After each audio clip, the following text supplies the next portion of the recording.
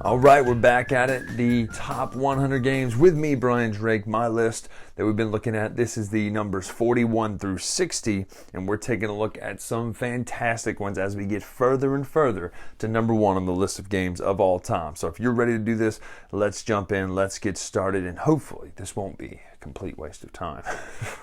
That's a bit of an inside joke. So,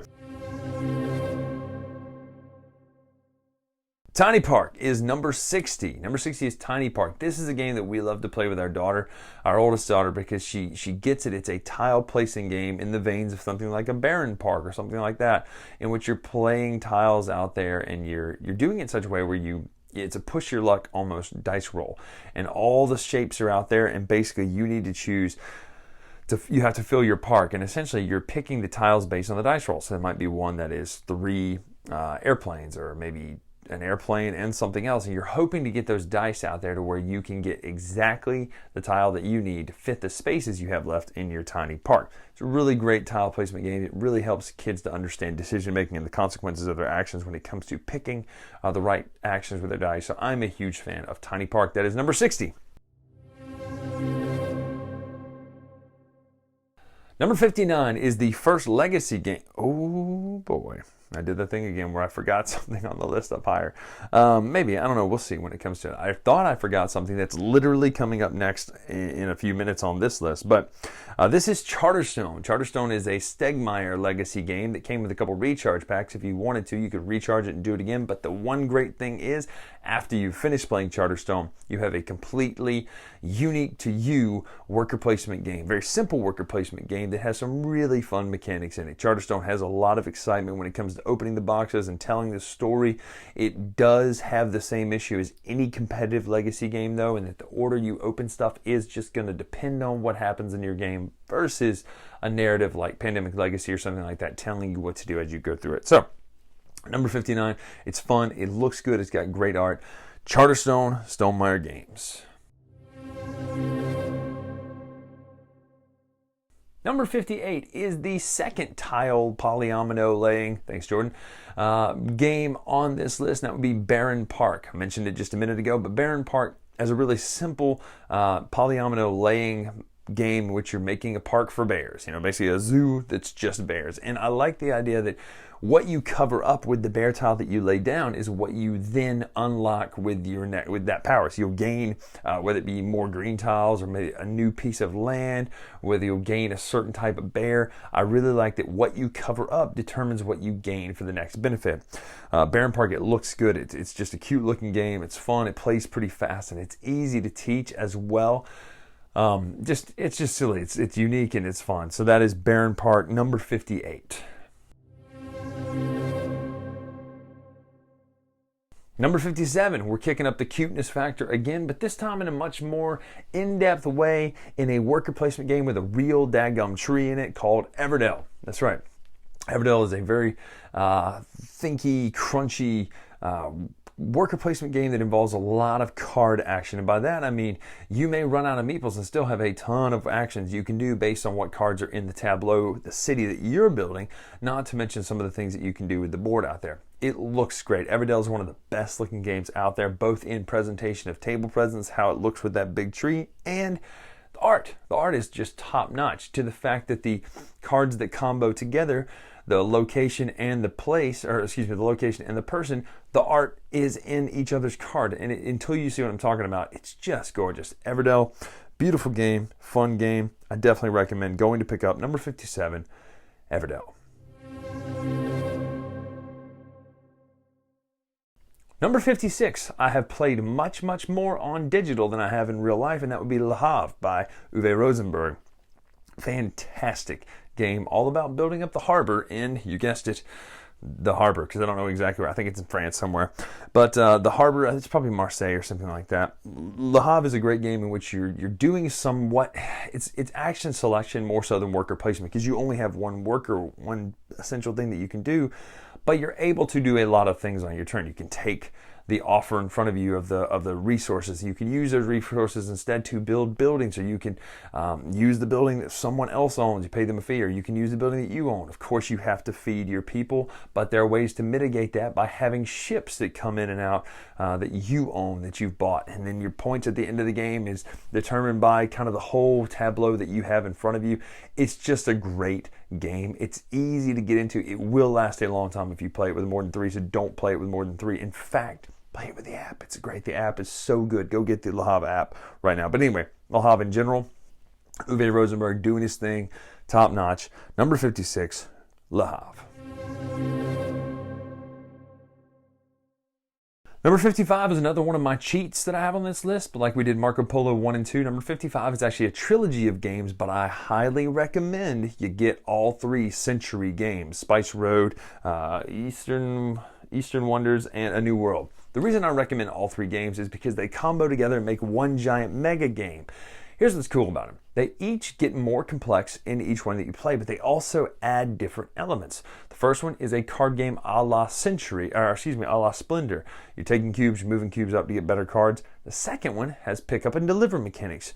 Where you move your little boat out on the map determines what actions you can do with those cards that you would normally just do with cards in the first one. And the third one adds a worker placement element. Century New World, it's a little bit complex to say this is your new intro worker placement game, but it's right up there with things like The River and other ones that I mentioned that are my new kind of go-to worker placement game intro. So the whole trilogy together plays really well. The mechanics, Emerson tells a funny story about how this wasn't the idea from the beginning, but it soon became the idea. They're like, yeah, he can do a trilogy like this. And it's like, oh crud, so let's get to it. And so it worked. It turned out good. The Century Trilogy is a lot of fun. It looks good, and it's just entertaining. Plus, you've got the Golden version, which I haven't got my hands on. It's good stuff. So, number 55, Century. Number 54 wins a whole lot of awards all the time for being innovative, because this is Chronicles of Crime. Yes, you are scanning a lot of QR codes. I'm aware that that doesn't feel like you're doing much at times. But when you put those 3D glasses on your face and you do the augmented reality and VR and you're calling out to your team, hey, there's a cigarette butt over here and there's a knife. Did anybody else notice the footprint? Did you see the footprint? Great, I saw the footprint. So make sure we get the footprint down. And then you start asking this person about this item and this person about this person. Chronicles of Crime is so well done and thought out that it just takes it's an innovative experience. It feels a little bit like that time you did that first escape room with your friends. You're like, oh, this is so great and unique and different. We've never done anything like this before. So I highly recommend, if you're into mystery games, trying to solve mysteries, go pick up Chronicles of Crime. It can be played solo as well. But also, it's just great with a large amount of people trying to play this and solve this mystery. So Chronicles of Crime, number 54.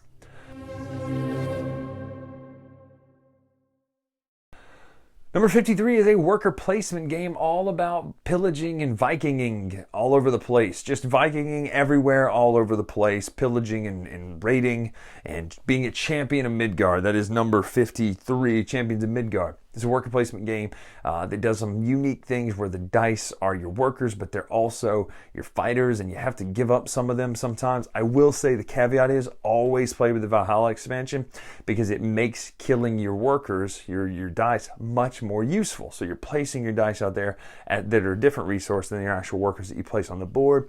You do get a little bit of that push and pull of, man, I really need that spot. Don't take my spot, which a lot of worker placements don't do anymore, but I really enjoy that. I love just the worker placement feel of it, as well as the fighting down at the bottom, the fighting up at the top of the map. The art is great in this one. It's just the mechanics are so solid of having to either charter a boat or buy a boat. Champions of Midgard, especially with the Valhalla expansion, I can't say enough good things about it. Go pick up this game. Fantastic experience. Number 53, Champions of Midgard. Number 52 is another polyomino laying game in this 20 set of games right now, and this would be Isle of Cats. Clever name for I love cats, right? The Isle of Cats. I love cats. I love cats. I love cats. We're all hypnotized, right? Because I even own a cat now. I didn't like cats before, but now I love cats, apparently. Anyway, It's a polyomino game all about rescuing these mystical looking cats. There's all kinds of cool little shapes that go out on your boat. Your goal is to fill the spaces in your boat so that you can mitigate losing points, all at the same time of hitting the goal cards that you have to gain the most points from those goal cards. Isle of Cats looks great on the table. The little cat meeples look great. The cat tiles look good. Everybody wants an O'Shack's cat. We all want an O'Shack's Hennessy cat. It's just what we want in our life. Love me some Isle of Cats. It looks good, plays good. It plays good with a young age when you do the kid version, the family version. It's basically got it all. And in fact, for those of you cat lovers out there, not unwilling ones like me, even the box top says, let your cat sit in it. How cute is that? Just cute as a button. Anyway, 52, Isle of Cats. Number 51 is Terra Mystica, a big, heavy Euro game in a box. In fact, it's up here on the shelf. Terra Mystica, big old game. A lot of great combinations. You're playing as all these different mystical races, and you're doing these actions to do area control on the board and expand your network and hopefully increase your income so that you can use that income to put down better buildings, so that you can put down those buildings to get better favor tiles and all sorts of stuff to get better and better points, more and more points, and move up tracks a la Tzolk'in and Teotihuacan and all that sort of stuff. And it's just a really solid game. I did a comparison video between this and what's the other, Gaia Project. Honestly, Terra Mystica is really just, it's the one that stays. I'm going to play it anytime before I play Gaia Project, but definitely go check out Terra Mystica. It looks good, even though it uses the more old school Euro style pieces of just, well, here's a round wooden piece, and here's an oblong wooden piece, and here's a squarish kind of with rounded edges wooden piece. It doesn't matter, because it does one of the things I love the most, is that a player board that everything sits on top of, and as you take stuff off your board gets better. The actions you get better, and sometimes you'll have to put stuff back on your board, meaning your income drops, but it means you've also upgraded a building. So Terra Mystica, number 51, beautiful game, great, solid, holding, staying power, Terra Mystica. That's our first 10. So now we're on to our second 10. So number 50 is Tiny Towns. Tiny Towns is a great game all about really managing a tiny area of land. You've got a grid on your area that you're trying to put these cubes on, and as you have to match the certain orientate or the certain layout of a building. So if you want to build a building, it might be a red cube, a yellow cube, and a blue cube. And you have to get those out on 3 tiles on your board. But once you have them, you can pull those 3 off and take one of the little building tokens and put it on one of the 3 areas that you had built. This immediately opens up massive amounts of combos to where you go, wait a minute, if I do this turn, this will open up that space in which I can put this down next turn, at which I can combo into this building instead of being off the board. Because one of the things that can happen is if you don't leave yourself space, you're going to run amok and end up having blank spaces everywhere and lose points. Nobody wants that. But you also have to rely on your neighbors. So on your turn, you're going to say a color of a cube. Everyone will take that cube, put it on your board. Then someone else will name a cube. Everybody takes that cube, puts it on their board. And eventually your buildings will start to open. You'll start to combo and say, oh, I got this. So let me build this and let me have that. Tiny Towns is just a fantastic game. I highly recommend going to pick up. I mean, obviously I highly recommend it. It's on my top 100 list, but it's a really unique, it's a really unique game that does a lot of things in it. Now, this is the one people have been asking me about. When is it going to hit your list? When is this one going to be on your list? It only makes sense for this to be on your list, and that is number 49, Tricarion. I don't even have cards that I can do a back palm vanish or whatever right now. I'm ashamed that I don't even have a visual representation of a game all about stage magic. No, not mystical magic, stage magic. That's right, the only kind that's real. Stage magic, right? You are a stage magician, and you are doing worker placement in a heavy worker placement game, all about putting on the best magic show for the town. Now, this involves getting materials. Maybe you need mirrors, maybe you need metal, maybe you need glass, maybe you need any of this kind of stuff to make a sub-trunk or a cube zag or metamorphosis, or all these sorts of different magical illusions that are based in reality. Now, there are some winks and nods to science fiction and things like that, but a lot of these tricks, and this is what I love so much about the game, you're buying realistic tricks. It's not just magic trick A. It's not just card trick. It's a specific thing like card manipulation. Some of you have seen the video where I'm doing the card manipulation where cards just keep appearing out of the air. That's in the game. Linking rings is in the game. Houdini's metamorphosis is in the game. Bullet catch is in the game. All of these magic tricks that are real and based on reality, based on real magic tricks, are in the game. That's why I love Trickerion so much. Not to mention it's a heavy-ish, medium to heavy-ish Euro game, all about putting your workers out there correctly, boosting those workers, going early so that you can get a better bonus, or going late so it costs you less. I mean, there's so much to love about Trickerion. Go watch. I've got a review for both the base game as well as all the expansions. Go check that out. Trickerion, there it is, number 49. Number 48. One of my earliest most watched videos was the Dunwich Horror expansion of this game, or Dunwich Horror expansion of Arkham Horror, the living card game. Now, this used to have been higher on my list, but honestly now, it just becomes tedious to keep. I can't keep up with it, right? Now, you can play what you have, but you know what's coming. And being in the fact that it is somewhat based in a mystery, you don't want to do that over and over and over. But then again, you can also kind of get new characters and play with all the characters that become released. And then you can go back and kind of new game plus these things. I mean, it's Arkham Horror, the card game, is hands down the best card game that Fantasy Flight makes. Don't even start with Marvel. Don't start with Lord of the Rings, even though that one's good too. Arkham Horror, the card game, is the best card game that Fantasy Flight makes. It's so good. Nothing even comes close. And you can tell because they borrow mechanics from the card game all the time now to go into further versions of, like, even Arkham Horror 3rd Edition borrowed a lot from the card game. So if you were looking to get into a solo or co-op LCG, definitely dip your toe in somewhere in the Arkham Horror version because it's just so good. The game works so well. The way you play works good. You're managing resources. It's much less about random, I need a card, maybe that card will come out of that deck. It's a lot more about there's an actual kind of board out there that you're exploring based on cards.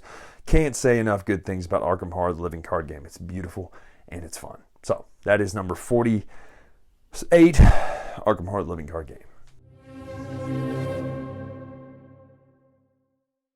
Number 47, Orleans, right here.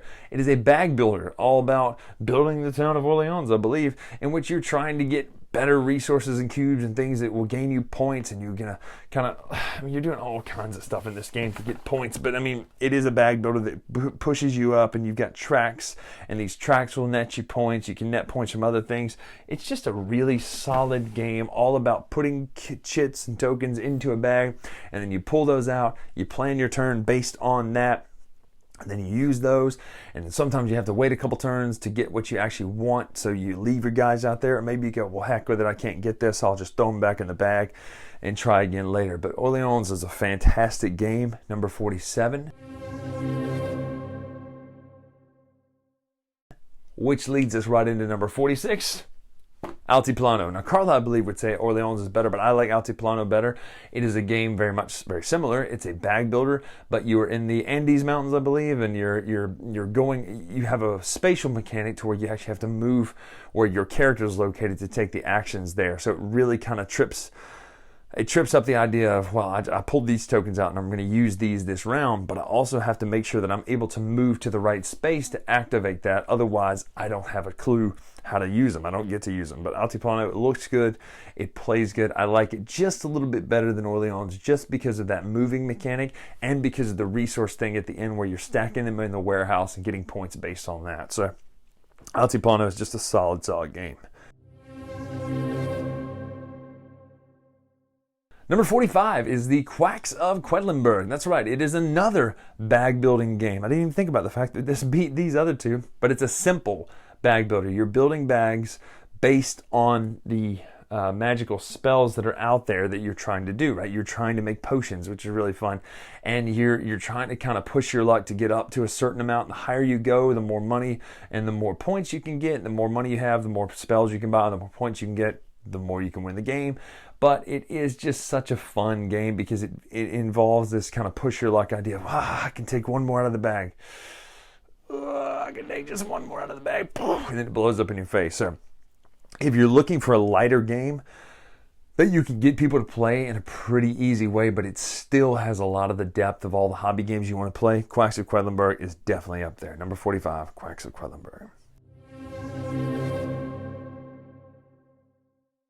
Number 44 is another combo because honestly, none of us can find which one of these is the best games. That would be Steam, Age of Steam, and Railways of the World. They all share designers. They all share mechanics. They all just tinker a little bit with the system. Let's talk about the three different things really quickly. Steam. The major thing about Steam is you choose to either gain money, income, or points when you move the cubes. It's a cube moving train game. So you have tracks and you're going to go boom, boom, boom. Okay, that's a 3. Do I want 3 points or do I want 3 income? Well, you need income early. The key to Steam is knowing when to make the switch from taking income to taking points. Then you're set. The first person who usually makes that switch effectively wins the game. Railways of the World is more of a race where you have access to all of the actions that you would normally do that turn. You just have to choose which ones to do of the 3 actions. You can build, you can deliver, you can upgrade. But it involves emptying out the towns, and then Age of Steam is a little bit of a mixture between the two. You have to bid and kind of hope that you have enough money to do your turn, etc. There's a lot of things that are going on in all 3 of these games, but they're all 3 network building, train extension, cube running, excellent games, and you should pick up one of them. If you want to play them immediately, get on the iOS store and check out Steam. It's on the App Store, and it's just phenomenal. So all 3 of these games are great. They all are fun to play if you like train cube delivering games. But let's keep rolling. Number 43 is a distilled version of a train cube delivery, and that would be Railroad Rivals. Fun fact, Carla is in the expansion. She's also green in the expansion, which, I mean, let's face it, green wins games. You ask her, she'll tell you, and that's true. Railroad Rivals, though, is in the list. Another reason has Mobile, Alabama. I love that when my city's in the game, but it is a much more distilled version of these other cube delivering train games. But what I love about it is it involves a stock mechanic. So as these trains deliver cubes, their value goes up on the market. And hopefully you have shares in that train company where at the end of the game, you're going to score your shares versus the amount of versus the value of the stock. And that's how you win the game. It's not about your network. It's not about how many cubes you deliver. It's about how many shares you have versus the value of that stock and how good you are at kind of mitigating and balancing and picking winners and getting rid of losers, essentially. So Railroad Rivals, fantastic game. Glenn Drover at Forbidden Games. Number 42, coming right behind it, is Raccoon Tycoon. This is the distilled version, in my opinion, of a game like Brass, to where you've got these goods and you're trying to get them out there and sell them at a certain level to get the market. Raccoon Tycoon is so good. You can set up an auction, you can sell your goods, and as you sell your goods, you actually reduce their value in the market. You can choose to take goods and it boosts the market value. It's just a very simple market mechanic, but I'm a sucker for good market mechanics. And when this is done with Westies, West Highland Terriers wearing, fancy clothing, who doesn't want that, right? The game looks amazing. It's really, really good. It's really solid. I like auction games. Raccoon Tycoon is an instant get, in my opinion. You must get Raccoon Tycoon. You must put it in your collection. It's just that good. I love it so much. If you like animals, if you like cutesy, but also refined art, definitely pick up Raccoon Tycoon, as well as the fact that it's a great market experience. So that is Raccoon Tycoon. Number 41, last but not least on this list, is Pillars of the Earth. That's right, Pillars of the Earth. I would always hear Tom talk about it. I could never get my hands on a copy, and finally, lo and behold, poof, a copy appeared, and it's just so good. I love the fact that you're choosing how to get points, right? Based on the cards you take that round, based on what you're going to sell that round, you're choosing how you're going to get points. So knowing that, okay, well, this round, I get 3 points for 2 of these, or I get 2 points for 3 of these, and then I can upgrade later. Pillars of the Earth just does so well. I love how the worker placement part is ordered. So number 1 happens, then number 2, then number 3, then number 4, then 5, all the way up to 13? I love that the rounds are based on building that dadgum cathedral. It's just great. And if you've read the book or read part of the book like I have, most of the book, you'll really appreciate it even more as stuff starts to happen. But Pillars of the Earth is a fantastic worker placement game that does some unique things, especially when it comes to you picking how to score your points. So I highly, highly recommend picking up Pillars of the Earth. It's still in print. It's back in print. It is the #1 example of the Tom Vasel rule, or Vasel's law. So love it, love it, love it. Can't say enough good things about it. And I hope you love this list as well. These are 20 more games in my top 100 games of all time, and you're starting to see more and more my taste as we winnow down to the #1 game. Let me know in the comments below what you think about this list. Go back and watch the other ones and see how they compare. And then until next time, I'll see you.